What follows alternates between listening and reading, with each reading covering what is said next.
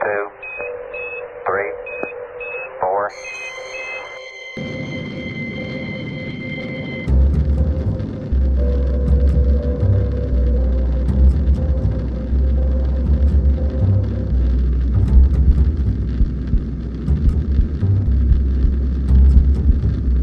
Pulp Culture Cafe presents classic sci-fi.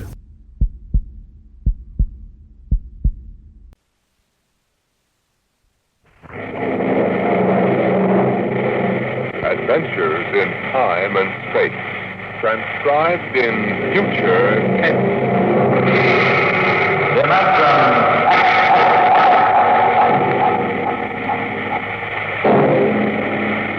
The National Broadcasting Company, in cooperation with Street and Smith, publishers of astounding science fiction, brings you Dimension X.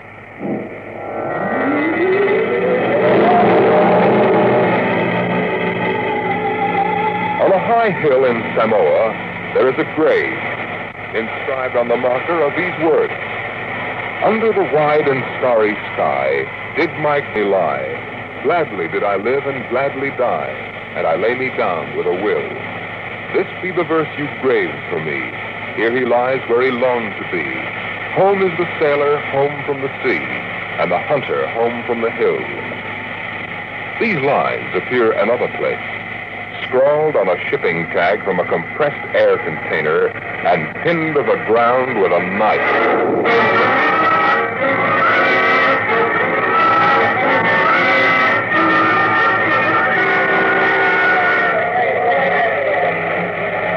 It wasn't much of a fair, as fairs go. The trotting races wouldn't be held till 8 o'clock at night. And the flags and bunting drooped in the gray afternoon, and the pitchmen seemed discouraged. A large black cabriolet limousine stood at the side of the road, 32 cylinders purring quietly. And over the dust and the clatter of the fair, a bullhorn blasted its highest pitch. "Hurry, hurry, hurry, this way to the moon rocket, the moon rocket. See it fly, the actual type rocket used by the first men to fly it. Chills, thrills, the romance of space. You can ride in it for only $25. Hurry, hurry, hurry." Henry. Yes, sir. I'm getting out. But the board meeting, sir, you're due in Kansas City at 4. You think I need another $5 gold piece? Oh, no, sir. You trying to tell me what to do? No, sir. Of course not, sir. Then get this confounded buffalo robe off my legs. Get it off. Just a minute, sir. I'll help you. Let go of me. Of course, sir. Yep. There, watch your head on the door, Let sir. go of me. I'm sorry, sir. Yeah. That's the ship. Rotten old tub. Single jet type with fractional midriff controls. Stay here, Henry. I'm going over.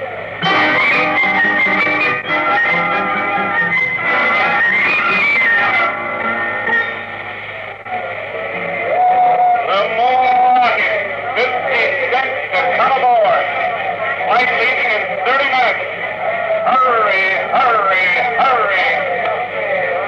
Hey, Charlie, you got that feed tube patched? I welded it. Good for maybe an hour.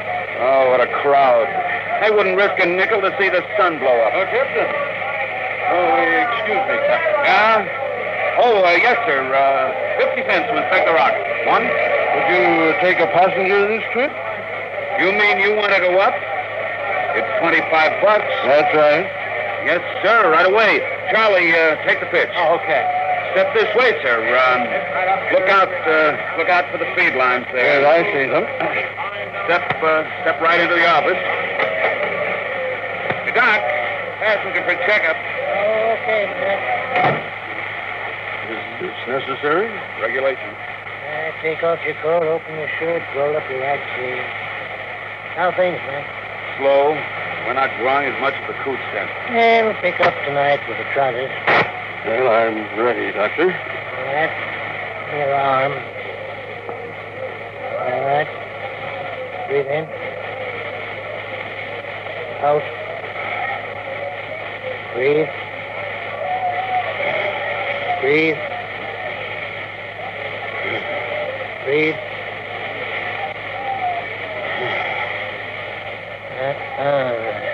Sorry, Mac. No go, Doc? Cardiac condition. I couldn't certify him. Sorry. You mean you won't take me up? He's the doctor. I couldn't even guarantee you'd live through the takeoff. It's not only your bad heart, but with heavy acceleration, your whole circulatory system would be in danger. And at your age, bones are brittle, highly calcified. You could snap one on the takeoff. Now, Well, I rather expected it. I'm sorry. Between you and me, we could have used the 25. Excuse me, Captain. Yeah? Could you and your engineer have dinner with me after your flight? Dinner? At my home. My car is over there. That's your car? Yes? You're serious, Mac? You want Charlie and me for dinner? Yes. Okay. I don't see why not. Thanks.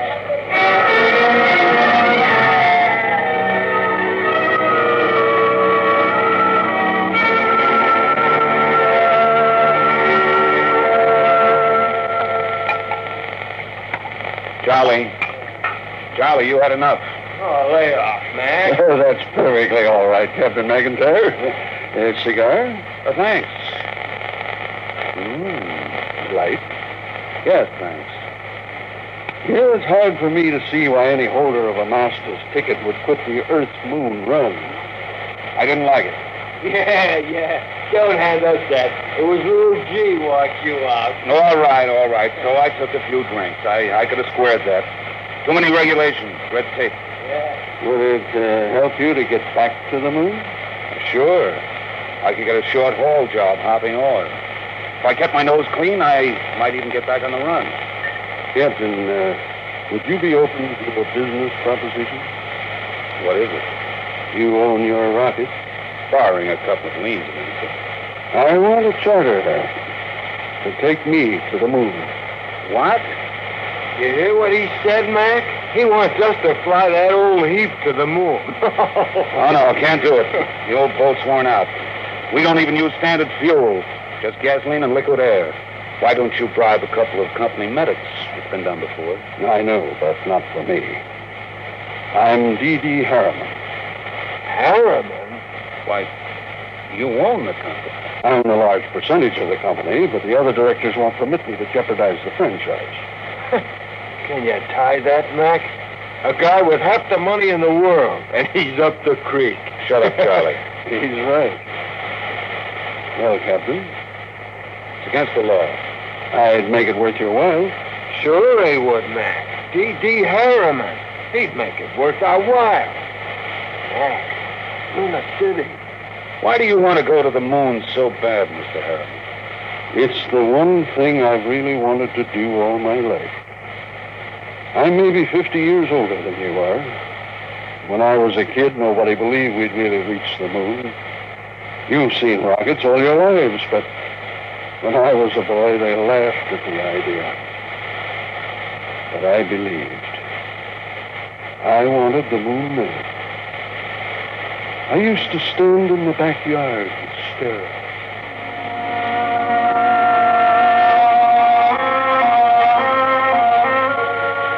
How far away is it, Mom? The moon? Far enough. Why don't people fly to the moon? They can't. Why not? They just can't. Not now, anyway. Someday I will. What? Fly to the moon. Sure.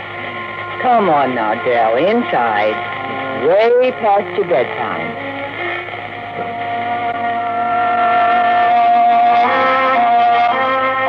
I wanted to go to college, engineering, then the University of Chicago, then Yerkes Observatory.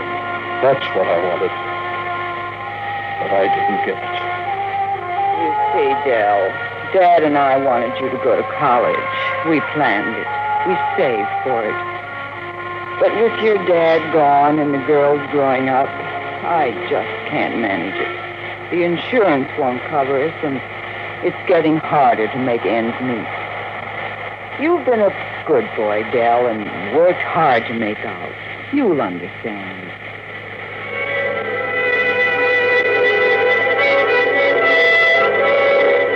I understood.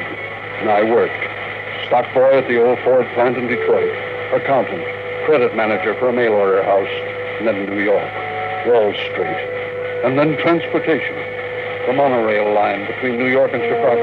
The Atlantic pressure tunnel. And then Harriman rockets. Dell, I want to talk to you. But I'm working, Charlotte. You talk to me now, Dell, or you may not get another chance. What is? Fred Lockwood. You've sold out again? I run the business, Charlotte. Dell, I'm fed up with it. What to hear? I married you because I love you. I still love you, but I'm fed up. Now, what is it, Charlotte? We're not young anymore, Dell. I'm tired. I'm not asking for millions, just a little life for the two of us. I'll pull the money out. I know you will. 20 hours a day on benzodrine to stay awake and neobarbital to sleep. Oh, Dell, I can't stop you from doing this to yourself, but I won't let you do it to me.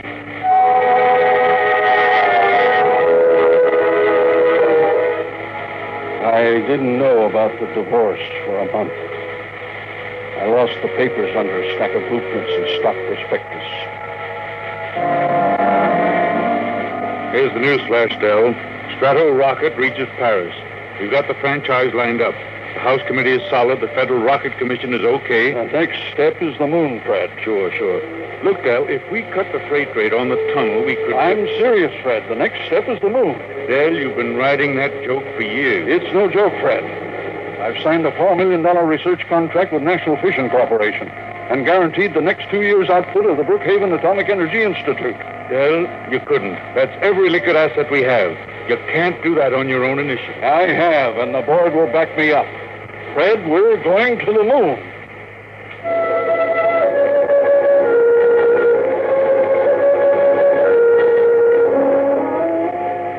It took 2 fraudulent bankruptcies and an investigation by the Securities and Exchange Commission before we did it. There were 3 injunctions on the rocket before it blasted off.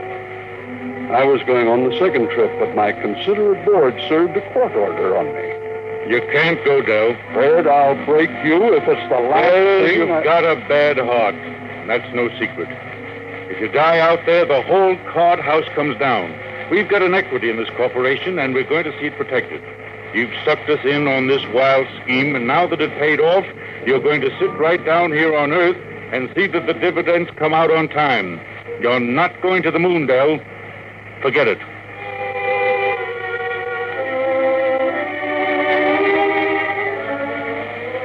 I never went. By the time my lawyers shook off the restraining orders, the first cargo rocket had crashed into the Pacific, and Congress rushed through the Space Precautionary Act. My heart was earthbound, but now I'm moved. But I will not die until I have set foot on the moon. There, Captain McIntyre. You asked why I want to go to the moon?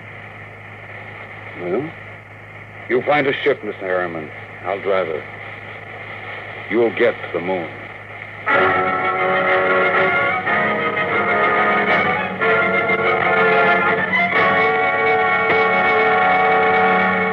What, Mr. Harriman? You heard me. Sell out my holdings. I want every share I own realized in cash as soon as possible. But it'll depress the market, sir. You won't realize the full value of your holdings. Don't you think I know that? I was juggling stock before you were born. I can afford to take the loss. Yes, sir. Oh, Mr. Harriman, there are 2 men outside. Who are they? Captain McIntyre and a Mr. Schwartz. Well, send them in, Henry. What are you waiting for? Yes, of course, immediately, sir. This way, gentlemen. Mr. Harriman. Well, Captain McIntyre, glad to see you. And Mr. Schwartz, come right in. You weren't kidding about that job for us, were you? Certainly not. You're not backing out on me, are you? No, we need the job. Yeah. Our ship is lying in the middle of the Osage River with her jet split open like a herring. You weren't hurt, were you? Sprains and bruises, that's all. We jumped. I caught a catfish with my bare teeth. It's all right. Then we can get down to business. I'll have contracts drawn up for you. You two will have to buy me a ship. I can't do it openly. My dear board of directors will find out and slap a court order on me. But we can't get credit. Don't worry. I'll supply the cash in advance. Pick some ship that can be fitted for the jump. A straddle yacht. Move to a piece of desert. I'll find a strip and buy it. You mean fit her out there? Yes, we'll install extra fuel tanks, change the injectors and timers for space flight. Spend all the money you want. I'll see that you get it.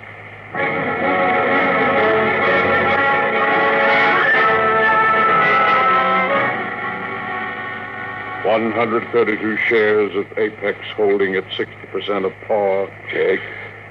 52 preferred of Spaceways Fuel, 50% of par. Check. And that is the list. Mr. Harriman, there's a process server outside. What is it? I don't know, sir, but I think it's a subpoena. I was expecting that.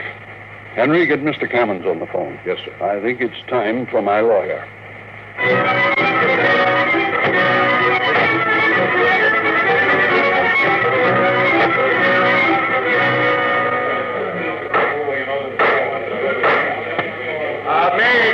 Your Honor.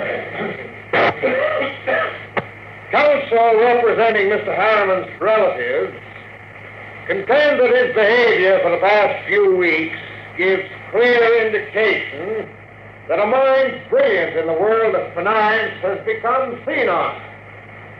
They petition you to declare him incompetent and to assign a conservator to protect his financial interests and those of his heirs. May I suggest that in his last few words, my opponent gave away his entire thesis. It is evident that the petitioners believe that my client should conduct his affairs in such a way as to ensure that his nephews, nieces, and their issue will be supported in unearned luxury the rest of their lives. Like vultures, they depend on it. Now, while it is true that he has sold his holdings, is it strange that an elderly man should wish to retire? We pray this court will confirm my client in his right to do what he likes with his own. Deny this petition and send these meddlers about their business.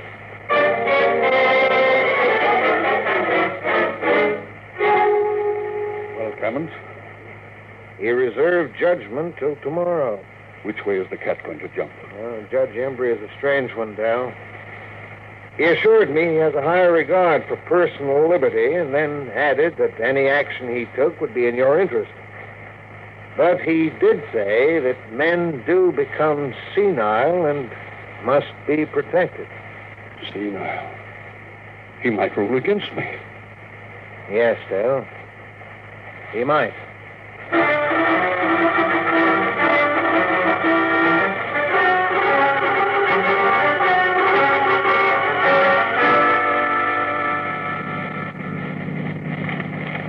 Here it is.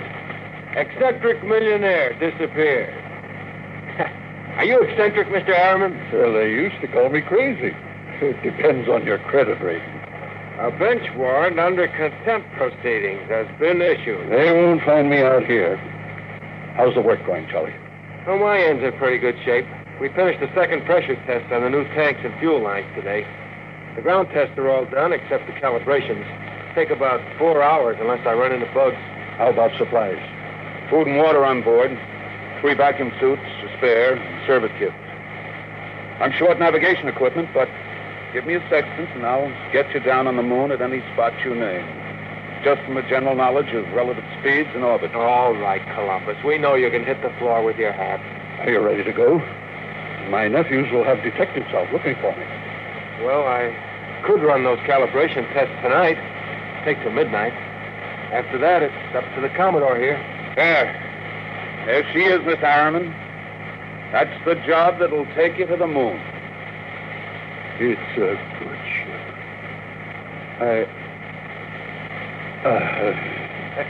Mac, stop the car. Charlie's out. Look at him. Where's his medicine? In his vest pocket. Break the flask. All right. Hold it under his nose. Looks lousy. Yeah. Yeah, he's breathing easy. We'll come around soon. Mac, we ain't going through this. Why not? It's murder. He'll never stand up under the initial acceleration. Maybe not, but it's what he wants to do. Get that ship ready to fly.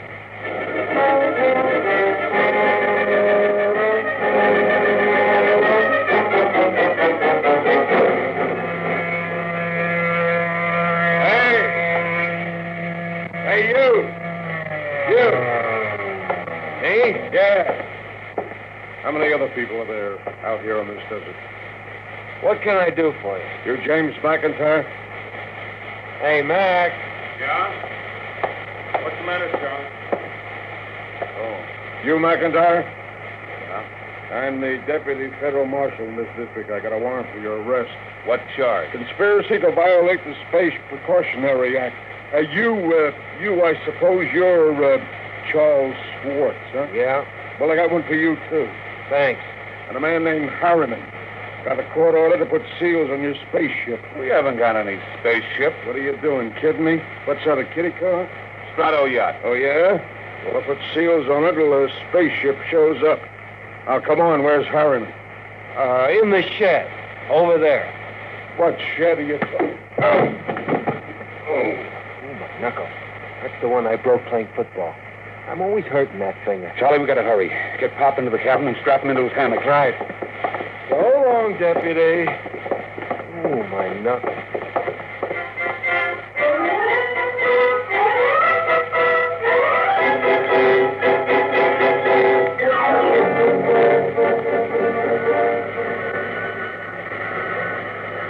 She's warm, Charlie. Everything set back there?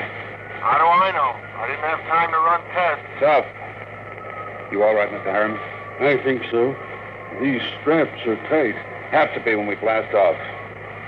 All set, Charlie. Give me control. Check. Test keys. 1 bank. Check. 2 bank. There's an auxiliary out. We don't need it. All right, boy, hang on. Let's go.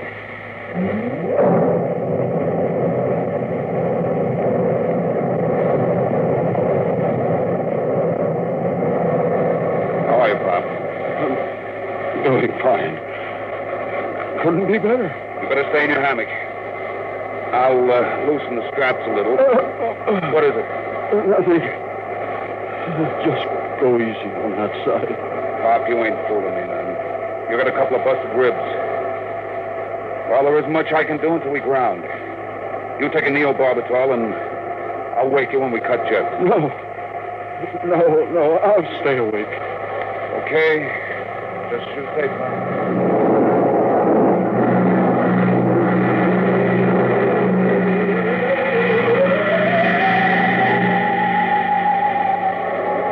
Automatic, Charlie. How the tube's holding up? Fine. Tight as a drum. She handles nice. How's Pop? Alive, but he's in bad shape. How bad? Cracked a couple of ribs in the takeoff. You'd better set it down awful easy if you want him alive. I'll make a full swing around the moon and ease her in on an approach curve. It'll go fine. If we've got enough fuel.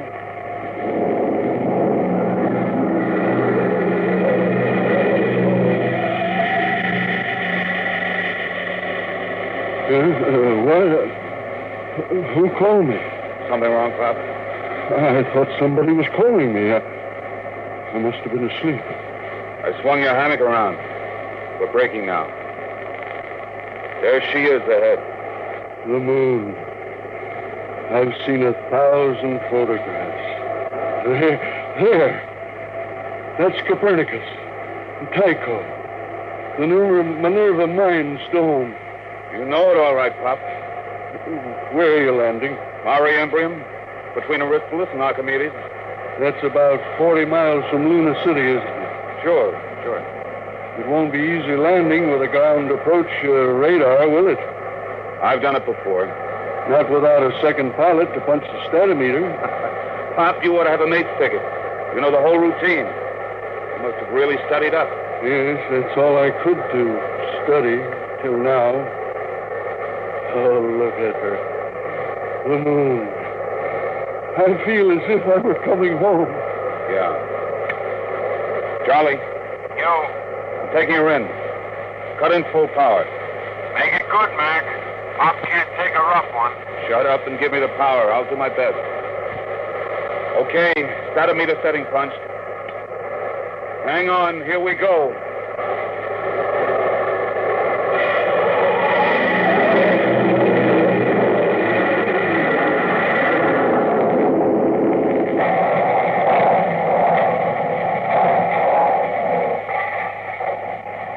That was a lousy landing, Mac. Statometer drift. How's our passenger? Quiet. I'll look. I wouldn't make any bets. That landing stunk. Will you shut up? I did my best. Hey, Pop. He's alive. Blood on his mouth. Trying to say something. All right, take it easy, Pop. We're down. Where? Take it easy. Vacuum suits. Where are they? Now, steady, Pop. Steady. You can't go out there yet. We've got to give you some first aid. Get me that suit.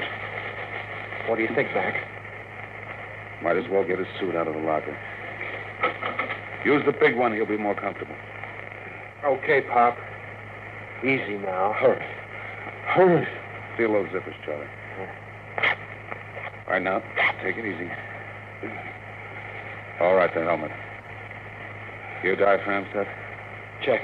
Air valve? Set. Lift it on. Don't hit him. There. All right. Come on, Charlie. Let's get into our suits, and we'll carry him out the lock.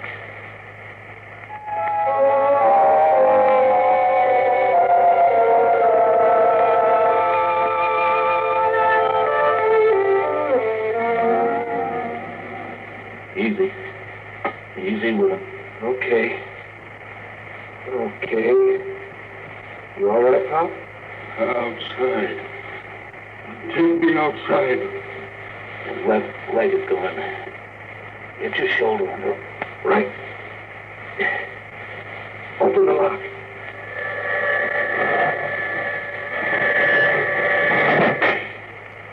All right, Pop. Come on. We're going out on the moon.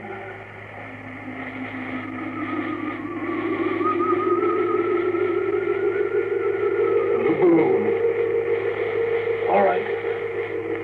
We're going to leave you out here to look around while we get ready for the hike to town. You all right? We have to break out air bottles and rig a stretcher. It's 40 miles into the dome. Charlie, drop something behind his head. Okay. Comfortable, Pop? We'll be back soon.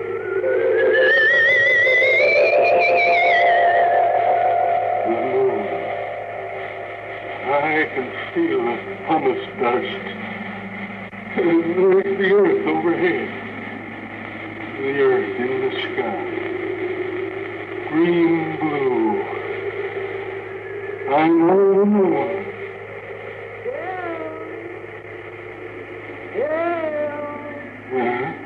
Sean? I thought somebody called my name. I'm getting old. My mind wanders.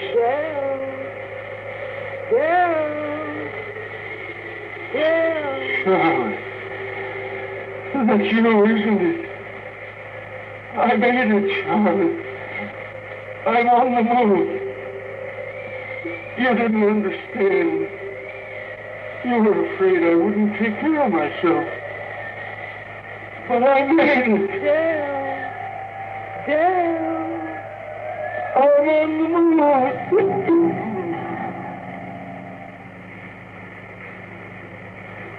Come on, Charlie. We'd better get Pop going. Here, give me a hand getting him on the stretcher. Never mind the stretcher, Mac. What's the matter?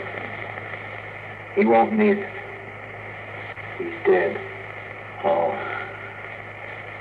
We'd better get out the pumice skis and the air bottles. It's a long walk to town. Yeah. What about him? Looks as if he's resting, doesn't he? propped up, looking out on the pumice. Well, we got to the moon. Come on, let's start walking.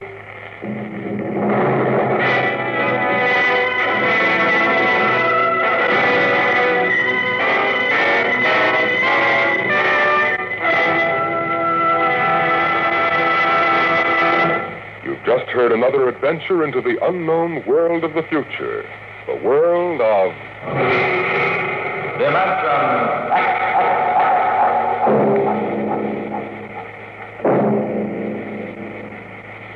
Imagine a planet somewhere in the universe where night comes only once in 1,000 years. The friendly darkness night brings to our own world on this far-off planet is a thing of terror, a breeder of panic and evil. Be with us next week as we bring you Isaac Asimov's Nightfall.